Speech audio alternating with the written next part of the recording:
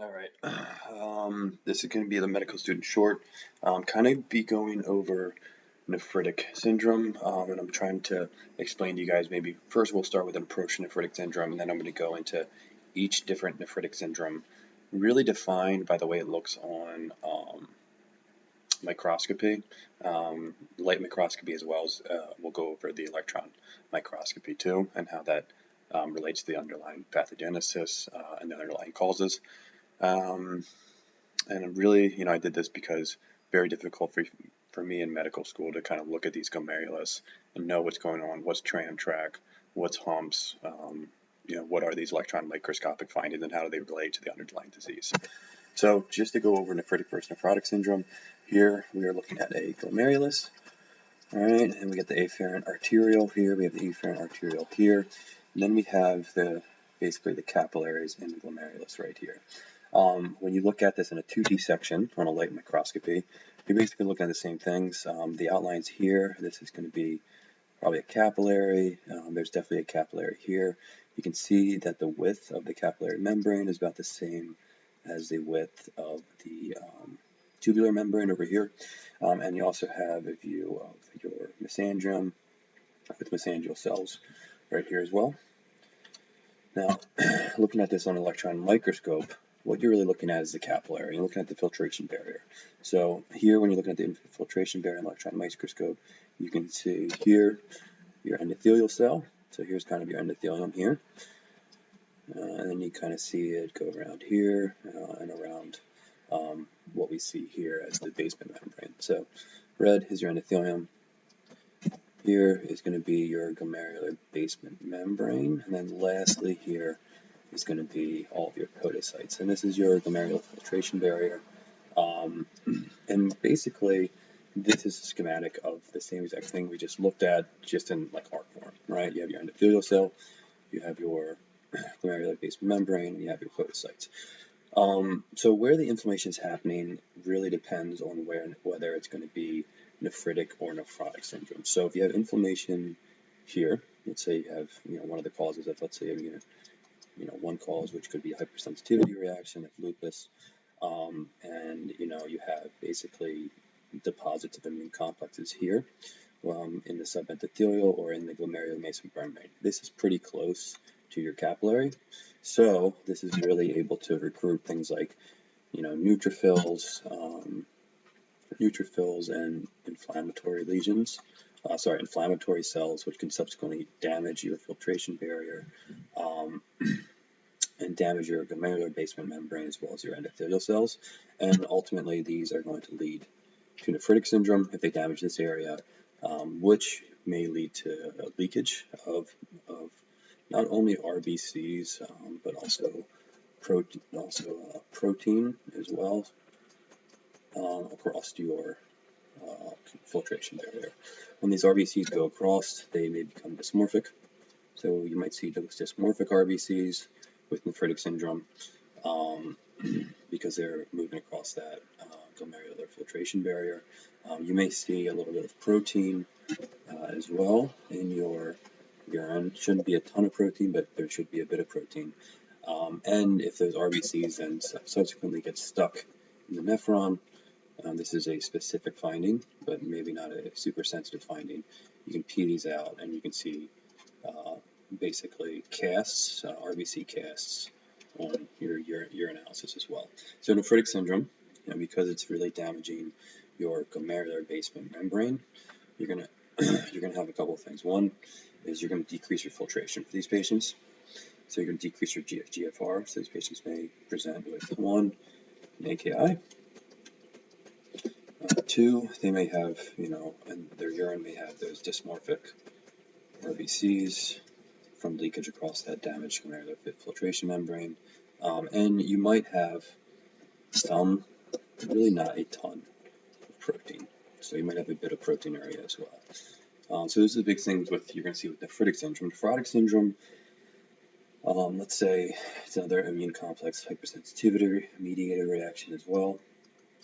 So you have, let's say you have antigen immune complex deposition, but in this case, it's really damaging the podocytes. Remember, the podocytes create that charge and that charge keeps the proteins from leaking out from your capillaries and into your nephron. So for these patients, you're really just going to find that these patients have a lot of proteinuria. And that's going to be the thing, that protein is going to be leaking across, and they're going to have just a ton of protein in their urine. This can do a couple things, right? So then it depends on really the protein that's moving across. So for these patients, if it's albumin, this lowers their oncotic pressure, and lowering the oncotic pressure decreases your effective arterial volume, decreasing effective renal blood flow, and increasing your RAS, which subsequently gives these patients edema. At the same time, that low oncotic pressure increases apolipoproteins as well, as the liver tries to kind of account for edema, so it tries to create albumin, but it also creates apolipoproteins. So these patients may get hyperlipidemia. Thirdly, you may have a loss. One of the proteins may be AT3, antithrombin, which is involved in being an anticoagulant. So loss of this can give you clots. Most commonly, and the place where that AT3 is going to be most efficient is going to be blood returning from the nephron, so in the renal vein. So renal vein thrombosis is pretty pathognomonic for this disease as well. Lastly, loss of your immunoglobulins can put these patients in immune compromised state as well. So that's kind of the difference between nephritic syndrome and nephrotic syndrome. Here we're just going to go really into nephritic syndrome, and the thing that you think with nephritic syndrome is an AKI, and then that subsequent decreased GFR, volume overload, can also give you pretty severe hypertension. Dysmorphic RBCs, as well as if they get stuck in the nephron, subsequently urinated out, you can see RBC casts, and you may see some proteinuria, 1 or 2 grams, usually not as much as nephrotic syndrome, though there is some overlap depending on where the inflammation is going on in the glomerular filtration barrier, and that's going to give you sometimes some overlap with like diffuse proliferative glomerulonephritis, or very specifically membranous proliferative glomerulonephritis, which might be mixed nephritic and nephrotic. All right, so this is generally your approach to glomerulonephritis. So if you think there's glomerulonephritis, patient comes in, AKI, dysmorphic RBCs, hypertension. This is going to kind of be your general workup. This is probably better for MS3 year when you really are learning your approach to different workup of diseases. So they're kind of put into, I would say, 3 different categories, or 3 different categories that you basically select by what you're testing for. So once again, we're looking at the glomerulus here. We're looking right at your glomerular capillaries here, and then you can kind of see the same exact thing. Another glomerulus. Here's your glomerular capillaries. Here's your mesangial cells here, the mesangial matrix, and here's your electron microscope here, which we went over already. Got your endothelium, got your basement membrane here, and then we got your podocytes here. And this is the schematic that I'm going to use basically for the rest of this talk to really explain how glomerulonephritis can cause. So the first one we're going to go over is going to be ANCA mediated. All right.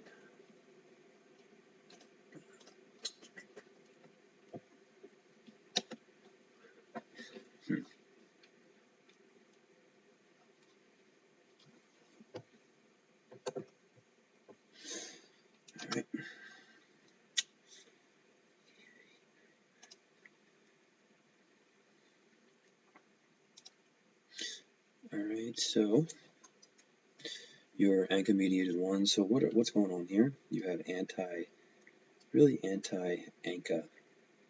antibodies, right? So anti-neutrophilic antibodies. So here's your neutrophil. Could have made that a little bit more neutrophil looking, maybe circular.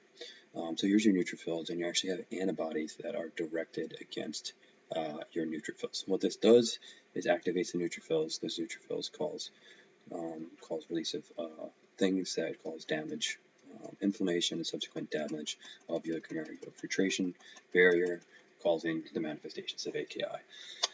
Secondly is what type of ANCA is it? Now, if it's going to be C ANCA, you're going to think that the patient has granulomatosis with polyangiitis. P ANCA, you're going to think microscopic polyangiitis, or if there's subsequent eosinophilia, you're going to think eosinophilic granulomatosis polyangiitis. Now, renal biopsy with immunofluorescence, it's going to be pulse immune. So why is it pulse immune?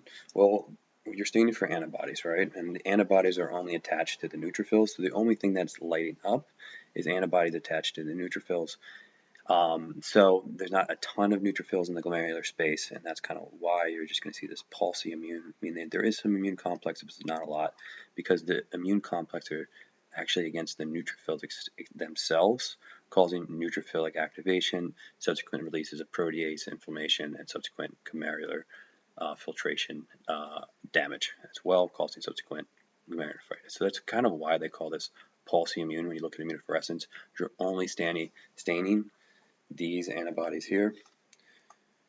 So you're only staining really for these antibodies that are attached to the neutrophils. You're kind of only staining for neutrophils that are basically in your glomerulus.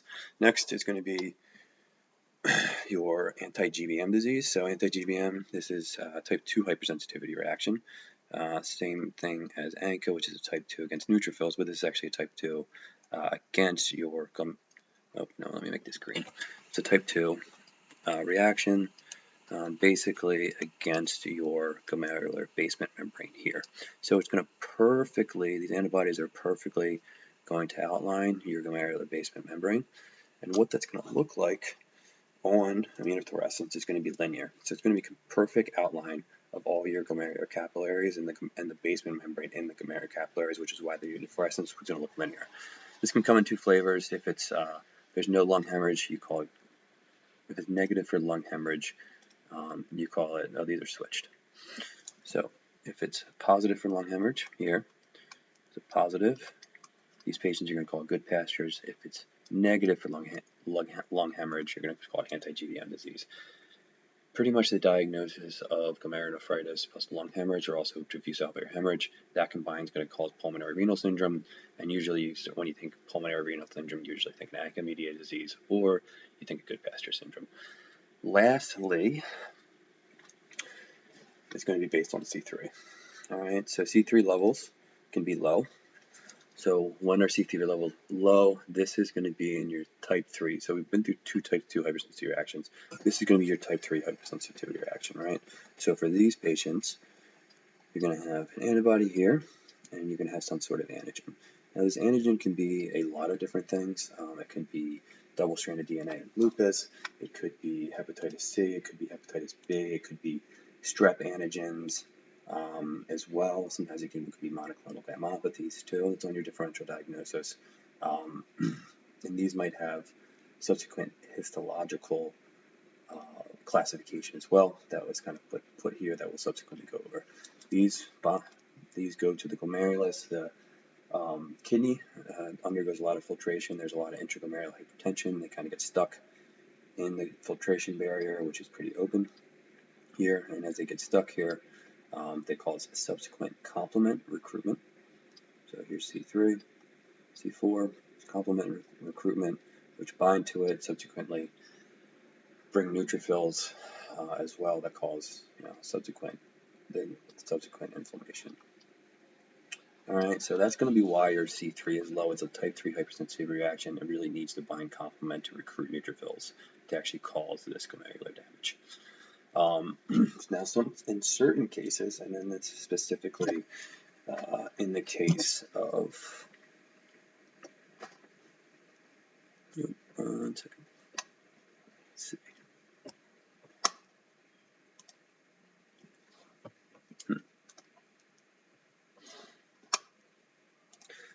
In this case of IgA nephropathy as well as henoch-Schönlein purpura, in some cases, C3 is actually going to be normal. So the reason why, don't worry about these, you won't be tested on those. The reason why C3 is going to be normal in patients with IgA nephropathy, the big reason here is because the IgA, and usually it's IgA with autoantibodies actually attached to it, mostly deposited in the mesangium, and the mesangium itself creates a C3 that binds to it and causes subsequent neutrophil neutrophil activation, binding, and subsequent inflammation. Because the mesangial cell is the one that's creating the C3 and not the systemic circulation, there will have normal levels of C3. So when you approach your testing for glomerulonephritis, initial workup can include ANCA, it can include testing for anti-GBM antibodies, it can include testing for C3 and C4, and then subsequently go from there. Ultimately, in most cases, you're going to need a renal biopsy, and in patients that have a renal biopsy with either with type 3 hypersensitivity reaction, which could be IgA nephropathy, lupus, infection-related glomerulonephritis, monoclonal gammopathy, you're going to see very granular. There's going to be deposition of those antibody antigen immune complexes everywhere, and it's going to really light up your entire glomerulus. So that's kind of the explanation of why you see these different immunofluorescent manifestations based on the pathophysiology of what's being deposited and what's causing inflammation in the glomerulus itself. All right. That might be enough for you. You can stop now. If you want to learn about each individual one, you can continue as well. The page that you're going to want to use for this is going to be page 616 in first aid. All right, so next is going to be infection related. We'll go over a little bit. So just to get more into this, there is basically two different types of infection. The most common, the most classic, is going to be strep infection. So strep infection, let's say you have impetigo, cellulitis, or obviously pharyngitis. There's going to be an antigen, right? After usually about 2 to 4 weeks, the antibodies to these specific antigens form. And they get deposited in the kidney itself. All right. Usually they start out subendothelial, and they work their way to be subepithelial. So in the beginning, because of that, usually for these patients, they're going to have glomerulonephritis when it's subendothelial, because they can cause basically recruitment of those inflammatory cells like neutrophils that subsequently will damage your glomerular filtration barrier. But as time goes on, and because the podocytes have a more difficult clearing those immune complexes. As the disease progresses, they will be more dominated by actually nephrotic syndrome. So it's a nephritic syndrome. A lot of times that turns into a nephrotic syndrome because of the progression of these immune complexes from the endothelium through the basement membrane, subsequently to the podocytes. Other things, and this is more going to be in patients, let's say older patients, someone with endocarditis. So, a staph infection as well can do this. A staph like skin infection, endocarditis, staph pneumonia. Staph can do it as well. It's more common in adults, while, post-streptococcal glomerulonephritis, which is a subtype of this infection-related glomerulonephritis, is more common in children. It does the same exact thing, though it's a little different. It's less well-defined and doesn't have all the same exact stages as post-streptococcal. So it may not move from glomerulonephritis to nephritic syndrome. So what you're going to see basically on your electron microscope, which we see here, this is normal. When these patients here with post-streptococcal glomerulonephritis, usually you get biopsied a little later in diseases, and by the time you get biopsy, a lot of those immune complexes are subsequently subepithelial, so you call these subepithelial humps. All right, so that's the thing you're going to see on electron microscopy, these subepithelial humps. And on your light microscopy, this is a normal light microscopy here. Just for contrast, here's a light microscopy with someone with post-streptococcal glomerulonephritis, and you're going to basically see it's going to be proliferative. And what that means is that there's going to be a lot of immune cells here, really a ton of neutrophils within this space, causing subsequent inflammation. Diagnosis: you don't always need a biopsy, especially in staph, but if you do a biopsy, it will kind of show the things that we just mentioned. So shown And then treatment is really just treat the underlying disease, right? Treat the strep infection, treat the staph infection as well, and hopefully you'll have some improvement of your renal function. All right, so next one is going to be IgA nephropathy. So not as well explained when I went to medical school, but it has been a little bit more fleshed out, the pathogenesis of it. So basically there's a two-hit hypothesis. So one is there's a genetic disposition, and the genetic disposition is that these patients will create IgA, but the IgA that these patients create is going to be a bit more antigenic, as does not galactylate, does not basically cover this part of the immunoglobulin complex with galactosides or some sort of molecule that hides it from the immune system. So they have a genetic predisposition. Two, they start creating basically autoantibodies to IgA. So antibodies to IgA. So what happens with these patients? They get an infection. Usually they get an infection, and they increase their IgA. So they increase the amount of IgA to deal with these mucosal infections, as IgA really binds mucosal antigens. So they get some sort of mucosal infection here. Here they increase the amount of this genetically abnormal antigenic IgA, and at that time, what happens is that they have autoantibodies to the IgA, and they create this complexes of IgA antibodies and anti-IgA antibodies at the same time. These go ahead and they get deposited in the kidney. Usually, they're going to get deposited in the mesangium. It says a lot of times it gets deposited in the mesangium first because the mesangial cell really cleans up the glomerulus and tries to clean out any abnormal structures in the glomerulus. So a lot of times they'll have mesangial proliferation, and you may or may not see mesangial proliferation. Here's normal. Here's mesangial proliferation on a biopsy. There can be a lot of different histologies of this. Sometimes you can even have rapidly progressive glomerulonephritis with RPGN and crescentic formation, but most commonly it's going to be this kind of mesangial proliferation that you see here. Diagnosis is going to be immunofluorescence, and you really want to do a biopsy. Biopsy with immunofluorescence, and the immunofluorescence is specifically going to basically bind for IgA. Treatment here, for adults at least, I'm an internal medicine doctor, for adults at least, you don't always need to treat it. This is a little bit outside of scope, but you do treat it with immunosuppressants like prednisone, plus minus cyclophosphamide if RPGN, if severe or refractory, or high risk, which may be described as basically a high amount of proteinuria. Doesn't always need to be treatment, but if severe, refractory, high risk with a high amount of proteinuria, those are patients that maybe need to be treated for IgA nephropathy. And remember, the big way to diagnose this is really with biopsy and immunofluorescence staining for IgA, which you see here. Next is going to be rapidly progressive crescentic glomerulonephritis.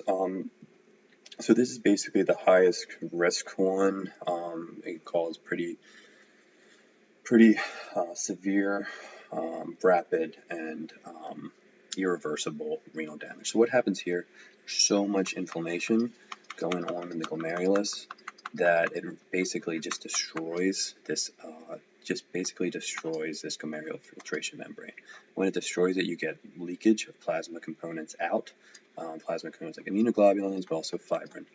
And with that leakage of fibrin, what you can kind of see on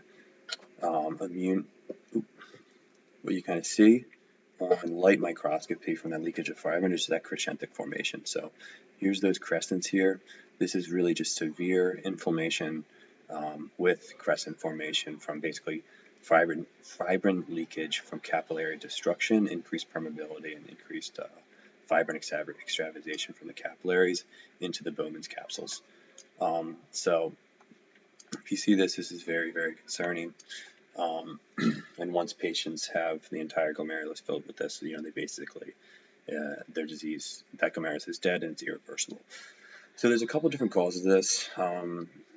If you see this linear staining, good pastures disease or if it's renal limited, anti-GBM disease can do rapidly progressive glomerulonephritis. If you see pulse immune or you have positive ANCAs, you might think ANCA-associated vasculitis as well. And then, different ones that can cause granular deposition immunofluorescence can do it too. I would say good pastures and ANCA should be the two that you think of, but things like lupus, cryoglobulinemia, and if it stains for IgA, even IgA in really severe cases can do this as well. But most commonly, you hear RPGN, rapidly progressive glomerulonephritis. It gives you a differential, and you're thinking a lot of times good pastures, or you're thinking ANCA vasculitis, as they can cause very, very severe inflammation of the glomerulus. All right, next, and this took me a while to get, is lupus nephritis. I'm really going to be going over diffuse proliferative glomerulonephritis, DPGN, but I do want to go through the different classifications of lupus nephritis. So usually with lupus nephritis, you got B cell, all right, and the B cells are secreting immunoglobulin, and then immunoglobulin is binding to your specific antigens. The most commonly is going to be double-stranded DNA, and you can actually monitor double-stranded DNA in someone with a flare. If it's positive, it might give more credence that they're in a flare and actually might increase the risk that these patients have subsequent renal damage. So the antigen that you see here is double-stranded DNA. So it's a type 3 hypersensitivity reaction, and then the antigen-antibody complexes will bind in different parts of your glomerulus. So one place that they can bind is going to be initially mesangial. So classification, first class is going to be minimal mesangial. So you might see some deposition here on on electron microscopy, but light microscopy is going to be pretty normal. And these patients shouldn't really have much hematuria or proteinuria. Next is going to be mesangial proliferative. These patients are starting to get symptomatic, or not symptomatic, but they're starting to get renal damage. They're starting to get a little bit of hematuria. They're starting to get a little bit of proteinuria as well. And these patients on light microscopy, you may see basically proliferation here of probably neutrophils in your mesangium. Next is going to be focal proliferative glomerulonephritis, which means that less than 50% of glomerulus affected. And the one that you get tested on, the one that's in first aid, is going to be number 4, diffuse proliferative glomerulonephritis, DPGN. And what's going on with diffuse proliferative glomerulonephritis, you can see here, is that you just have a ton of proliferation. You have a ton of immune complex deposition, complement formation, and then subsequent neutrophilic extravasation, inflammation going on in your glomerulus. Here we're looking at a capillary loop, and sometimes this may be called something called like wire looping. So right here, kind of looks like a looped wire, so it's called wire looping, which is a sign that it's going to be lupus. 5 and 6, we're not going to go too much over. 5 is membranous, and 6 is sclerosis, and usually an ESRD. Membranous is nephrotic syndrome, and ESRD is ESRD. So we're really going to focus on diffuse proliferative glomerulonephritis here, as that this is the most concerning, and in someone with AKI coming to the hospital, I'm not sure, but probably the most common histological finding. So why does it show this wire looping here of the capillary membrane here? It's because you have, here's a normal electron microscope, and it's basically because you have immunoglobulin deposition that is going to be subendothelial here along your capillary membrane. So all this subendothelial immunoglobulin deposition on light microscopy is going to give you pretty much that wire looping, which we see right here. Sorry for a lot of all this drawing. That wire looping that you're going to see right here looks like basically a wire loop. It's all from immunoglobulin deposition within your filtration barrier. So diagnosis, surprise, surprise, biopsy. And immunofluorescence is just going to cause this like full house phenomenon. And what full house means is that not only is there likely going to be mesangial deposition, there's going to be some endothelial deposition, and it's going to be deposition of everything. There's a ton of inflammation going on. There's going to be IgG, there's going to be IgM, there's going to be complements there. So basically seeing that full house on immunofluorescence is going to help you make the diagnosis. Treatment is, basically stop that B cell from producing those antibodies, and the way you're going to do it is steroids, or you can stop these patients' proliferation of B cells and even like cytokine formation by decreasing DNA synthesis. So a lot of times you can use things like MMF. So MMF is usually used, sometimes cyclophosphamide, but usually it's going to be MMF as it has mycophenolate mofetil, which is a pyrimidine inhibitor, which inhibits DNA required for B cell production. And that's going to be kind of your general treatment. It's going to be high-dose steroids, methylprednisone IV, plus mycophenolate mofetil. All right. Remember that wire lupus from subendothelial immunoglobulin deposition, which you can see on light microscopy here, and you can kind of see on electron microscopy here, and light microscopy here and here. All right, so that's lupus, and the one you want to remember is diffuse proliferative glomerulonephritis, which means that there is diffuse proliferation, so a bunch of cells within the glomerulus, and because it's diffuse, it means that greater than 50% of glomerulus are affected. Focal proliferative will look the same, it just means that less than 50% of the glomerulus are affected. All right, Alport syndrome. This is a genetic abnormality for collagen type 4. So collagen type 4, so their glomerular basement membranes are abnormal, they're leaky. Because they're leaky, you can get hematuria, proteinuria, and eventual sclerosis, damage of the glomerulus, and CKD and end-stage renal disease. So here's the normal microscopy here for a patient, where you see your endothelial cells, you see the basement membrane here, you see your podocytes here, and then here's that typical basket weaving formation. So that's what you might hear on electron microscope, basket weaving, which it kind of looks like, a basket where the glomerular basement membranes are regular, and even the podocytes are a bit irregular as well. The other things you might find this because it's a type 4 collagen, so not only are you going to get nephritis, which is usually like chronic and progressive, but the collagen is also in the eye, so you might get anterior lenticulosis. So here is the lens. Here it's supposed to be, straight. The lens is, but here there's actually anterior protrusion of it. These patients may have a blurry vision that's really not fixed with glasses because they have this abnormal lens. You might see these little retinal deposits here, a lot of times asymptomatic, that are around the fovea. These little yellow retinal deposits they call retinal flecks. So retinal flecks, anterior lenticulosis, and with these patients, type 4 collagen is also in the cochlea, so they may get cochlear damage and sensorineural hearing loss. All right, so that's Alport syndrome. Lastly, is going to be member proliferative glomerulonephritis, maybe our most difficult one to memorize. There's two types of this. One, it's going to be type 1. And now these are kind of tough. I'm going to describe it by pathogenesis, though type 1 and type 2 actually is more described by electron microscope, though it's a little bit disagreed upon. But either way, type 1 is going to be subendothelial, and type 2 is going to be intramembranous, meaning that there is deposits in the membrane.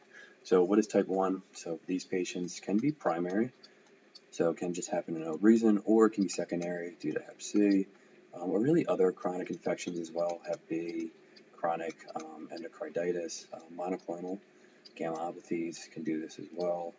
Even autoimmune disorders can do this, but it's going to be these are going to create the antigen, and they're going to have a type 3 hypersensitivity reaction to that antigen, subsequent deposition within the space. Here they're going to be type 1, it's going to be more subendothelial, and type 2 is a little bit different. This is going to be completely complement mediated. So these are alterations really in the complement pathway. So you got complement here, and when complement is activated, it goes to things like C3A, C3b, and even further on C5a, which usually is a neutrophil chemoattractant. All right. So there's certain things that inhibit this. One can be factor H, can inhibit basically the complement pathway, and C3 convertase will actually, dog's barking, C3 convertase will actually cause activation of this pathway. You can get antibodies to these, unfortunately. So you can get antibodies to factor H, which decreases factor H, which decreases inhibition of the complement pathway, or you can even get antibodies that stabilize, and this is the most common, that stabilize C3 convertase as well, leading to activation of complement and subsequently inflammation that way. This usually, and that's what, I don't know if the electron microscope definition is the end all be all, but usually this is going to be intramembranous deposition as well. So what happens with this intramembranous deposition? Well, you see a normal electron microscope here, and here is going to be a patient with membranoproliferative glomerulonephritis, where they have a ton of immunoglobulin deposition and subsequent mesangial matrix deposition from that inflammation, which is just like proteins and extracellular matrix proteins that are deposited in space between the basement membrane. So you have a basement membrane here, and you have a basement membrane here. And you can even see this on light microscopy, and what you're going to be looking at with light microscopy here, this is a normal patient with light microscopy, is going to be these little sections right here. And what this is called is that intramembranous deposition of immune complexes and mesangium is actually going to create this little area here of, they call it tram tracking, but it's really that deposition in an area with decreased eosinophilic color here on patients with membranous nephropathy. So you can get a bunch of tram tracking, which is basically to that mesangial matrix deposition between basement membranes, creating basically a basement membrane here and a basement membrane here. So you can kind of see that throughout. There's some tram tracking here as well. Here's a nice one with tram tracking here. So basement membrane there, and that mesangial deposition in between it. All right, so diagnosis, once again, immunofluorescence, type 1, though, it's going to stain for antibody plus complement, but type 2 is really just the activation of that complement pathway, so it's just going to stain for complement. And treatment, if it's a secondary cause like Hep C, treat if secondary cause. It's a primary cause, either if it's a primary type 1 or it's due to type 2 complement mediated. It's going to be immune suppression, things like steroids. One thing that they may add in, which is kind of new, but I think you never know if USMLE is going to add this in because it does relate to the underlying pathophysiology. In refractory cases, you may add on complement inhibitors for type 2. As it actually targets the underlying pathogenesis, which is activation of this complement-mediated pathway. So you can use eculizumab for type 2 if refractory as well. All right. So I hope you enjoyed the pages I used for this in the newest First Aid 2023 is going to be page 618. So what I did in medical school is I wrote everything I learned kind of into those pages, then I used it as a subsequent review when I studied for step 1 and step 2. So feel free to look at page 618 and write anything that you learned from this presentation into that. And that is all. Thank you.